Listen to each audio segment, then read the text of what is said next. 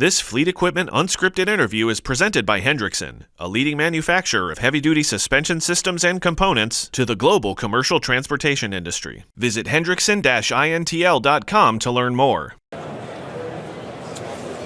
Hey everyone, I'm Jason Morgan, Content Director for Fleet Equipment. Welcome to Fleet Equipment Unscripted. We're here at ACT Expo 2025. We're in the international booth. They just announced the ERH, Electric Regional Haul, Battery Electric Class 8 Tractor. We're going to talk with International CEO and President Matthias Carlbaum about the rollout of EVs, EV role in the market, and also the greater decarbonization powertrain options that are available. Let's connect. Matthias, thanks for taking the time.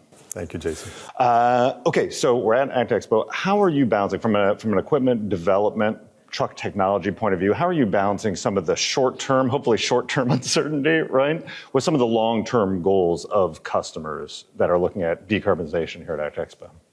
Well, yeah, good question. I mean, because it's really something you have to have top of mind in however we address the market now. These uncertainties and instabilities, call it whatever you want, that we're experiencing now short term must never jeopardize we're heading mid and long term. That was one of my first announcements in the company, right? Mm-hmm. So we have to handle what's happening here now, be close to customers, there's so much uncertainty, and address the uncertainties with the information we have. Mm-hmm. Avoid speculation and theories that just go lost. Mm-hmm. And today we're starting more, I mean, just compared to a month ago, we're starting now to go down more, let's say, on what can we do for you now in short term?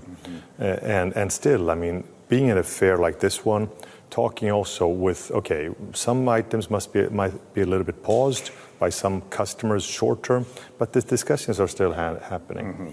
I mean, this is the journey of, call it decarbonization, right. Wasn't going to happen in 1 or 2 years. Right. It's now still happening, and it will be a little bit postponed, some initiatives, but the medium and long term is still there.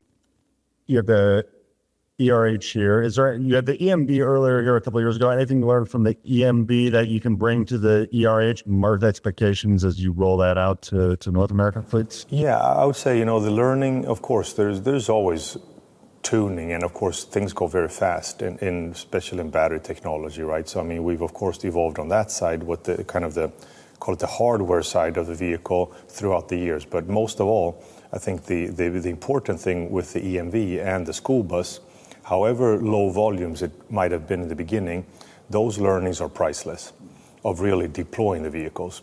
I mean, all of the unthinkable challenges that some of them you look in the rearview mirror were obvious when you have the answer, right? But you couldn't expect, right? I mean, all of this that you know about, the time it takes to get up, let's say, even on a depot charging, you pull electricity capacity through, charging cycles, and together with the customers, how it's not just replace a diesel vehicle to a electrical, not even in how you operate, how you plan the routes and all of that, right? So that has been, I would say, the big learning, which we've had teamed up quite well with, quite a lot of resources to kind of course, I don't know if the right word is to educate our customers, but what we've learned on other sites to bring it to new ones so they avoid doing the initial errors, right? So this is what we have with us, and that we intend to keep through now the coming years, even if we see a slight decrease of volumes, because when it takes off, we need to be ready to kind of support the customers in their whole electrical approach, right? And in the past couple of years, electric and zero emissions has driven that decarbonization conversation, but you've had the S13 launch here. It's doing pretty well. You announced that it's approved for biodiesel use. Correct. Are you seeing customers and fleets look at the value of emissions reduction? Are they getting value out of that? If I've saved X number of pounds of CO2, is that valuable to the customer? How do those decarbonization conversations go? Yes, I think it's always, it's much more present today than it would ever be 5 years ago. And again, we need to have the best option available on hands to the different customer needs. Some are all in, the whole project of BEV, charging stations, and have a target of 5, 10 years, whatever, to what levels they need to come down to, while others are just into, okay, what can I do to improve without being too, let's say, intense on CapEx and investments? How can I bring down my costs and emissions in short term? Well, then we have other proposals. It can be gas, it can be the S13, just help them to improve their efficiency. S13 is proven to be a good tool. You mentioned the S13, where you see ICE's role in decarbonization. Do you see customers seeing the value in higher efficiency diesel, renewable diesel, those types of alternative fuels, not just zero emissions? Yeah, it's a good question. I mean, we do have, our engine is now fully, let's say, suitable for biodiesel. We see, of course, we are also, let's say, together with Cummins, their gas engine is coming also into play here.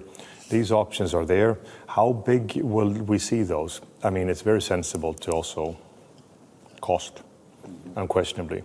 But I think what is unquestionable, though, is, again, this is customer testimonials, and you have other sources to counter check on that if you need. But we do see a huge improvement on fuel consumption with our S13 compared to the engine we had ourselves before. I mean, we went out to market with figures that were quite bold, and the real cases are actually being higher than that. And that is right down both pocket and less emission to the environment, right? So it's a good first step, which is now coming very well, let's say, received. Last one for you. What are you excited to learn or hear about here at the show? Where does your interest lie? I think very much, and I was, yesterday I had the opportunity to be on stage in a panel to talk around autonomous and software and digital. That space has been moving fast the past years, but the speed right now is just mind-blowing.